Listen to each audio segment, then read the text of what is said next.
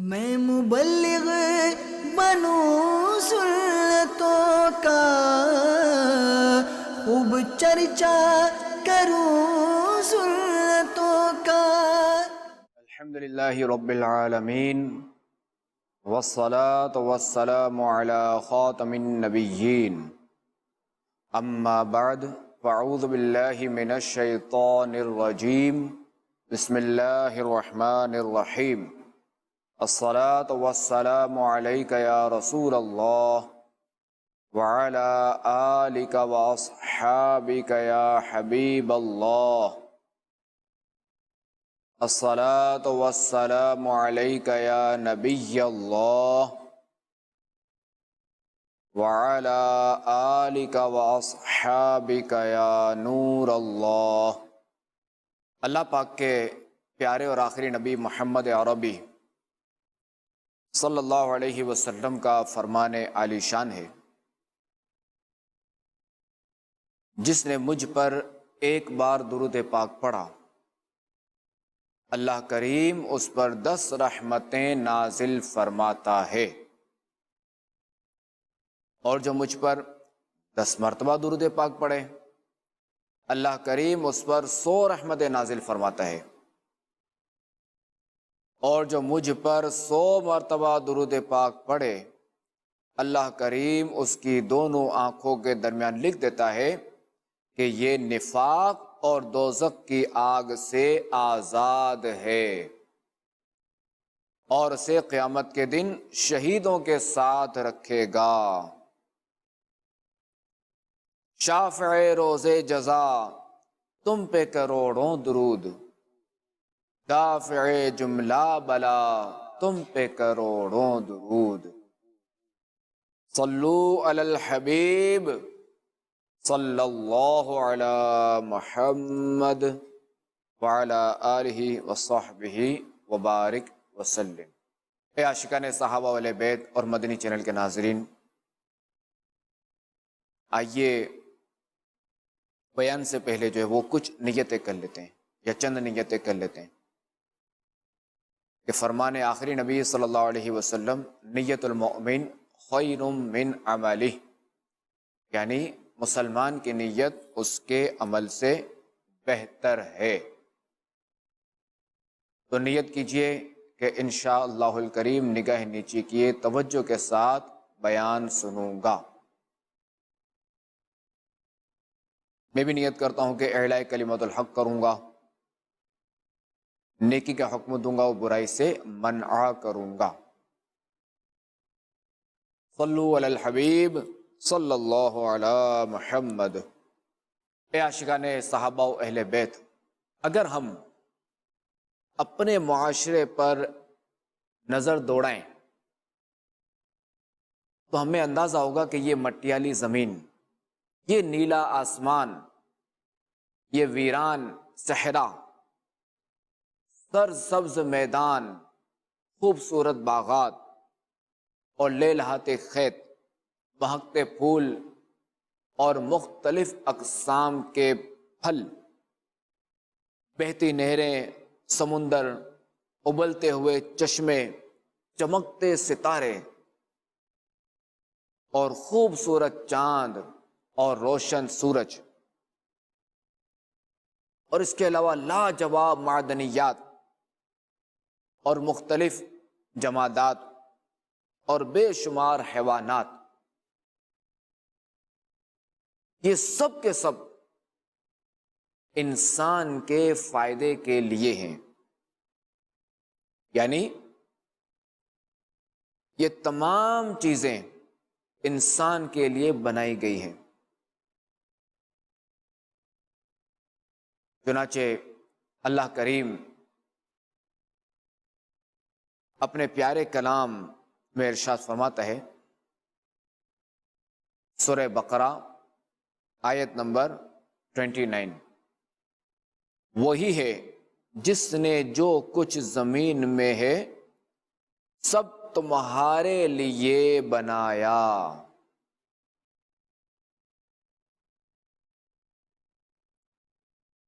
اس آیت کریمہ کے تحت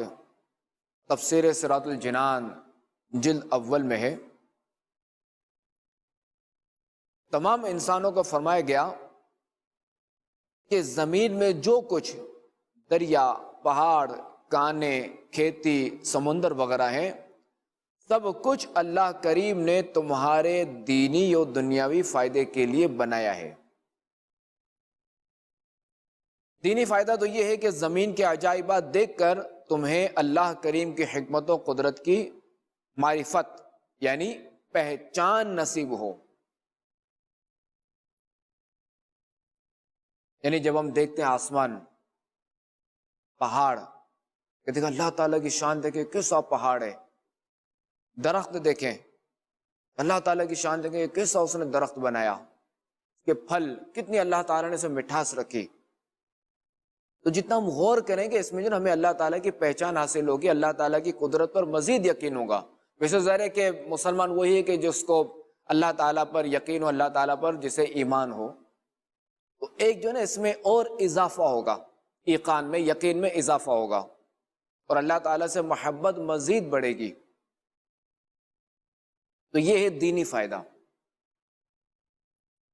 اور مزید یہ بھی کہ بندہ جب ان چیزوں کو دیکھے گا تو اللہ تعالیٰ کا شکر ادا کرے گا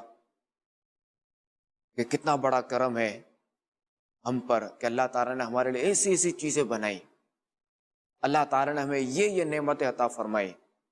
اے اللہ ہم تیرا جتنا شکر ادا کریں وہ کم ہے۔ اور دنیاوی فائدہ یہ ہے کہ دنیا کی چیزوں کو کھاؤ، پیو اور اپنے کاموں میں لاؤ جب تک اللہ کریم کی طرف سے کوئی ممانعت نہ ہو، یعنی جب تک کوئی منع والی چیز نہ ہو۔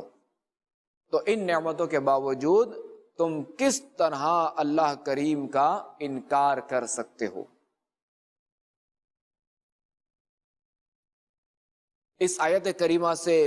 یہ بھی معلوم ہوا کہ جس چیز سے اللہ پاک نے منع نہیں فرمایا وہ چیز ہمارے لیے مباح یعنی جائز اور حلال ہے۔ اب غور طلب بات یہ ہے کہ جب ساری کائنات تو انسان کے لیے پیدا کی گئی تو آخر انسان کو کس لیے پیدا فرمایا گیا؟ تو اس سوال کا جواب بھی قرآن مجید فرقان حمید میں موجود ہے۔ چنانچہ اللہ تبارک و تعالی کا ارشاد ہے وَمَا خَلَقْتُ الْجِنَّ وَالْإِنسَ إِلَّا لِيَعْبُدُونَ، اور میں نے جن اور آدمی اسی لیے بنائے کہ میری عبادت کریں۔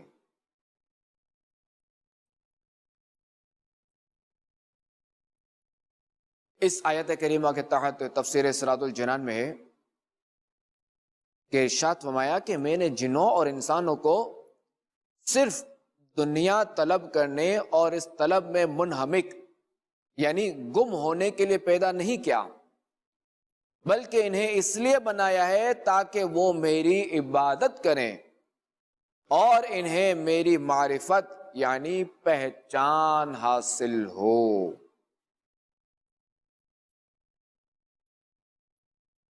تو یہ معلوم ہوا اے عاشقان صحابہ اہل بیت کہ انسانوں اور جنوں کو بیکار پیدا نہیں کیا گیا، بلکہ ان کی پیدائش کا اصل مقصد یہ ہے کہ یہ اللہ تبارک و تعالی کی عبادت کریں۔ آیت مقدسہ اور اس کی تفسیر سے انسان کی پیدائش کا مقصد واضح ہو گیا کہ انسان کو اللہ تبارک و تعالی نے اپنی عبادت اور پہچان کے لیے بنایا ہے۔ اللہ تبارک و تعالی نے انسان کو اپنی عبادت کے لیے پیدا فرمایا ہے، مگر افسوس کہ آج ہم اپنے پیدائش کے مقصد کو بھلا چکے ہیں، کیونکہ جو دنیا ہمارے لیے امتحان گاہ کی حیثیت رکھتی ہے ہم اس کی محبت میں ایسے گم ہوئے کہ اسی کو اپنی زندگی کا اصل مقصد سمجھ بیٹھے اور اسی کو ہم سب کچھ سمجھ بیٹھے کہ یہی ہے بس، اور ہم معاذ اللہ یہ سمجھ بیٹھے ہیں کہ ہمیں مال و دولت جمع کرنے کے لیے پیدا کیا گیا ہے، اور مال و دولت کی حرص اس قدر غالب آ چکی ہے کہ بندہ راتوں رات امیر مالدار بننے کے سہانے خواب دیکھتا رہتا ہے اور تمنا کرتا ہے، سوچتا ہے کہ کاش مجھے بڑا انعام لگ جائے، مجھے 5 لاکھ کا انعام مل جائے، کاش 10 روپے کی ٹکٹ پہ مجھے لاکھوں روپے مل جائیں، حتیٰ کہ امیر و کبیر بننے کی اس پر ایسی دھن سوار ہوتی ہے کہ اس سے جوئے کی لت بھی لگ جاتی ہے، اور بینک بیلنس بڑھانے کی خاطر حلال اور حرام کی پرواہ نہیں کرتا، یہ نہیں دیکھتا کہ یہ مال حلال ہے یا حرام، یہ نہیں دیکھتا کہ اللہ تبارک و تعالی نے اس بارے میں میرے لیے کیا حکم فرمایا ہے، یہ نہیں دیکھتا، بس اسے حلال و حرام کی تمیز ہی نہیں ہے، بس جیسا بھی ہے مال آنا چاہیے، چاہے حلال ہو یا حرام، اور بس اس کی ایک ہی رٹ ہوتی ہے کہ پیسہ ہو جائے، بس پیسہ ہو چاہے جیسا بھی ہے، کسی کا گلا گھونٹ کر آئے، کسی کو مار کر آئے، کسی کا سامنے والے کا نقصان ہو کر آئے، دھوکہ دہی سے ہے یا کسی طریقے سے ہے، بس میرے پاس پیسہ ہونا چاہیے۔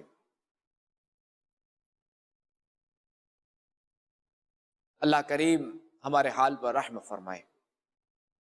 ہمیں حلال اور حرام میں تمیز نصیب کرے، اللہ کریم ہمیں حرام مال کے حاصل ہونے سے بچائے، اس کے حصول سے بچائے، اس سے ہمیں محفوظ رکھے، کہ حرام میں دنیا بھی خراب ہوتی ہے اور آخرت بھی خراب ہوتی ہے، کہ حرام مال بسا اوقات جو ہے وہ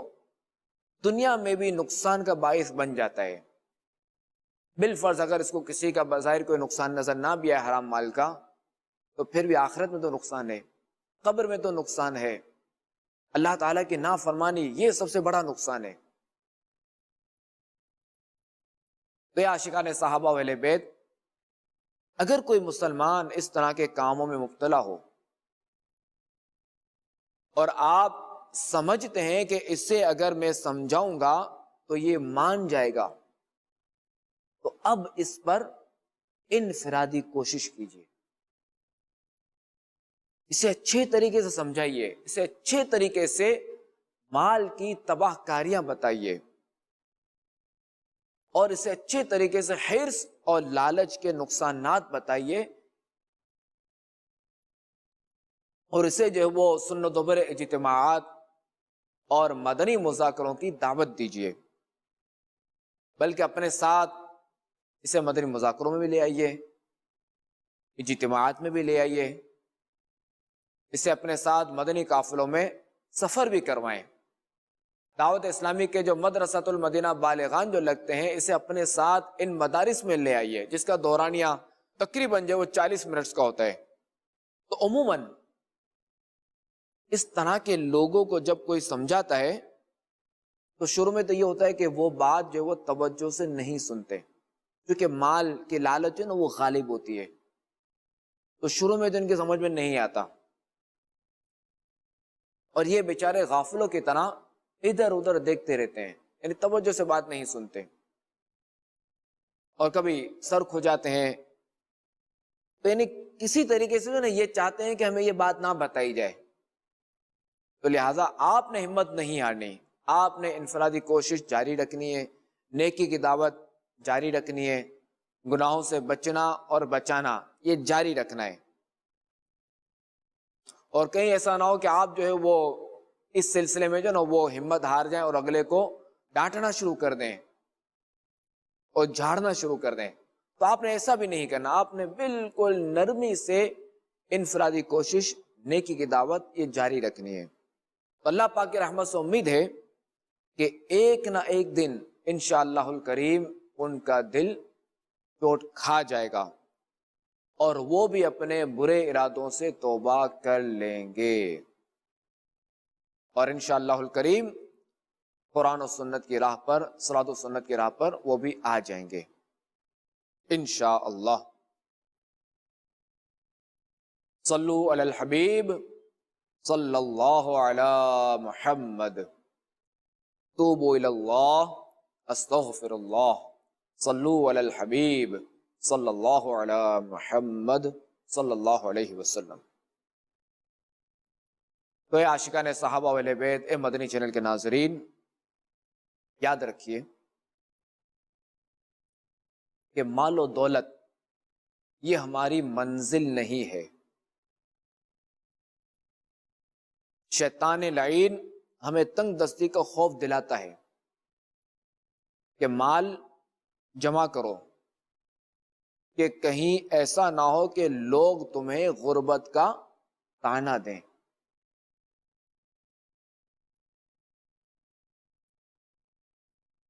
یاد رکھیے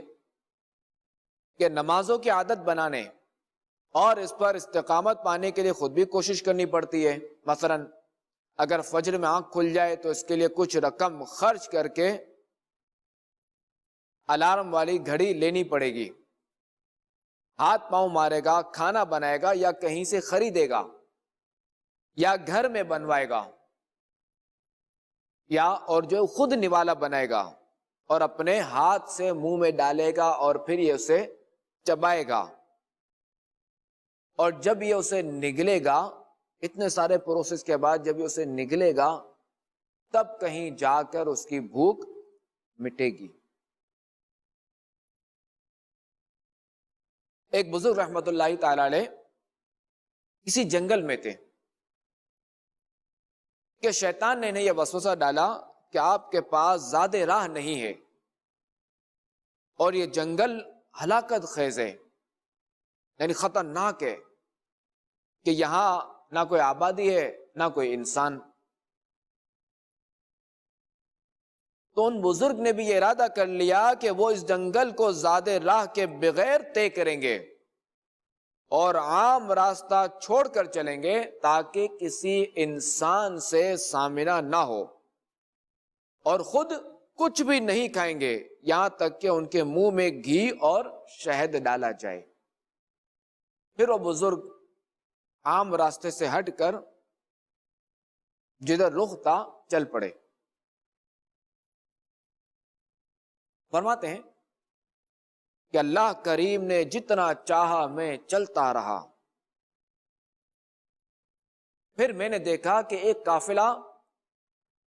راستہ بھول کر چلا آ رہا ہے۔ میں نے دیکھتے ہی زمین پر لیٹ گیا تاکہ وہ مجھے دیکھ نہ سکیں،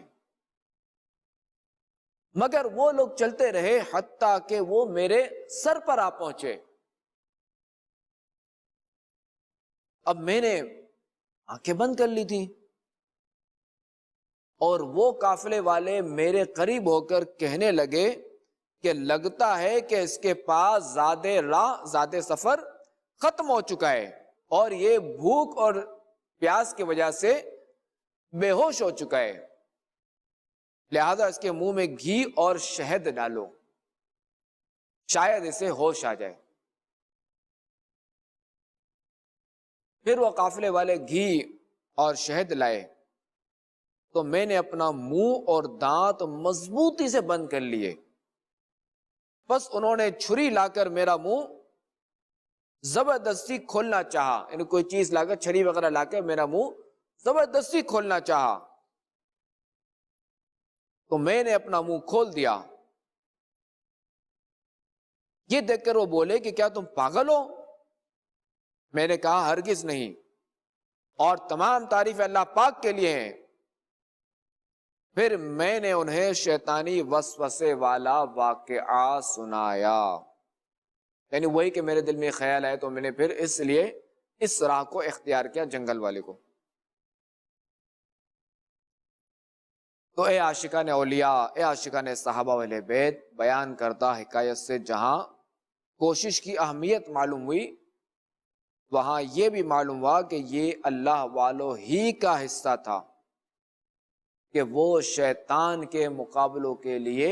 تیار رہتے تھے۔ ہمیں حکم یہ ہے کہ ہم اسباب اختیار کریں اور اللہ پاک پر بھروسہ کریں۔ اور اس حکایت سے یہ بھی معلوم ہوا کہ پہلے کے لوگ شہد بہت استعمال کرتے تھے، اور شہد کی تعریف، اس کا ذکر قرآن پاک میں بھی ہے۔ چنانچہ پارہ 14 سورۃ النحل کی آیت نمبر 69 میں ارشاد ہوتا ہے، یخرج من بطونها شراب مختلف الوانه فیہ شفاء للناس۔ اس کے پیٹ سے ایک پینے کی رنگ برنگی چیز نکلتی ہے، اس میں لوگوں کے لیے شفا ہے۔ تفسیر صراط الجنان میں لکھا ہے، اس کے پیٹ سے ایک پینے کی چیز یعنی شہد سفید، زرد یعنی پیلا، اور سرخ یعنی لال رنگوں میں نکلتا ہے۔ اس میں لوگوں کے لیے شفا ہے، اور یہ نافع ترین دواؤں میں سے ہے۔ نافع ترین یعنی نفع دینے والی دواؤں میں سے ہے، اور بکثرت معجونوں میں شامل کیا جاتا ہے۔ اور شہد کا استعمال سنت بھی ہے، جیسا کہ اللہ پاک کے پیارے آخری نبی صلی اللہ تعالی علیہ وآلہ وسلم اسے پسند بھی فرماتے تھے، جیسا کہ حدیث پاک میں ہے کہ میٹھی چیز اور شہد آپ علیہ الصلوۃ والسلام پسند فرماتے تھے۔ اور اسی طرح آپ علیہ الصلوۃ والسلام کو کدو شریف بھی پسند تھا۔ تفسیر صراط الجنان میں ہے کہ کدو یعنی لوکی کو خاتم النبیین صلی اللہ تعالی علیہ وآلہ وسلم بہت پسند فرماتے تھے، جیسا کہ حضرت انس رضی اللہ تعالیٰ عنہ فرماتے ہیں کہ اللہ کریم کے آخری نبی صلی اللہ تعالی علیہ وآلہ وسلم کدو شریف پسند فرماتے تھے۔ ایک مرتبہ کسی نے عرض کی، یا رسول اللہ صلی اللہ علیہ وسلم، آپ کدو شریف بہت پسند فرماتے ہیں۔ تو رسول کریم صلی اللہ تعالی علیہ وآلہ وسلم نے ارشاد فرمایا، ہاں، یہ میرے بھائی حضرت یونس علیہ السلام کا درخت ہے۔ یوں ہی صحابہ کرام علیہم الرضوان اور بزرگان دین بھی کدو بہت پسند فرماتے تھے۔ چنانچہ حضرت انس رضی اللہ تعالیٰ عنہ بیان فرماتے ہیں کہ ایک درزی نے رسول کریم صلی اللہ علیہ وسلم کے کھانے کی دعوت کی، تو میں بھی حضور علیہ الصلوۃ والسلام کے ساتھ گیا، جو کہ روٹی اور شوربہ حضور اقدس صلی اللہ علیہ وسلم کے سامنے لایا گیا، جس میں کدو اور خشک کیا ہوا نمکین گوشت تھا۔ کھانے کے دوران میں نے رسول اللہ صلی اللہ تعالی علیہ وآلہ وسلم کو دیکھا کہ پیالے کے کناروں سے کدو کی قاشیں تلاش رہے ہیں، اسی لیے میں اس دن سے کدو پسند کرنے لگا۔ صلو علی الحبیب صلی اللہ تعالی علی محمد، توبو الی اللہ، استغفر اللہ، صلو علی الحبیب صلی اللہ علی محمد۔ تو عاشقان صحابہ و اہل بیت، ہمارا موضوع جو وہ تنگ دستی کے حوالے سے ہے۔ بزرگان دین رحمہم اللہ المبین کا اللہ کریم کی ذات پر کامل ایمان ہوتا تھا، اور یہ حضرات تنگ دستی سے نہیں ڈرتے تھے۔ واقع کرتے ہیں تو اللہ کریم ان کی مدد فرماتا ہے۔ تو اے عاشقان رسول، تنگ دستی اگر آتی ہے تو آئے، مگر ہمیں اس سے گھبرانا نہیں چاہیے، اور تنگ دستی کا خوف نکالنے کے لیے بزرگان دین رحمہم اللہ المبین کے واقعات پڑھتے اور سنتے رہیے۔ اور یاد رکھیے کہ یہ مشاہدہ ہے کہ جو دنیا سے دور بھاگتا ہے، دنیا ذلیل ہو کر اس کے پاس آتی ہے۔ اور یاد رکھیے کہ دولت کا نشہ انتہائی خطرناک ہے۔ اور جب یہ نشہ کسی کو چڑھ جاتا ہے تو شیطان کہتا ہے کہ اب میں اسے بکری کی طرح کان پکڑ کر جس برائی کی طرف چاہوں گا لیے لیے پھرتا ہوں. تو ہمیں دنیا، مال دنیا اور دنیاوی منصب کے پیچھے بھاگنے، تنگ دستی سے خوف کھانے اور کم وسائل اور غربت کا رونے رہنے کے بجائے صبر و قناعت اور توکل علی اللہ والی زندگی گزارنی چاہیے، کہ یہی ہمارے بزرگان دین رحمہم اللہ المبین نے ہمیں سکھایا. اللہ کریم ہمیں اپنے بزرگوں کی سیرت پر عمل کرنے کی توفیق عطا فرمائے. اللہ کریم ہمیں رزق حلال حاصل کرنے کی توفیق عطا فرمائے. اللہ کریم ہمیں تنگ دستی سے بھی بچائے. اللہ کریم ہمیں محتاجی سے بچائے. اللہ کریم ہمیں اپنے سوا کسی کا محتاج نہ بنائے. آمین بجاہ خاتم النبیین. میں مبلغ بنوں سنتوں کا، خوب چرچا کروں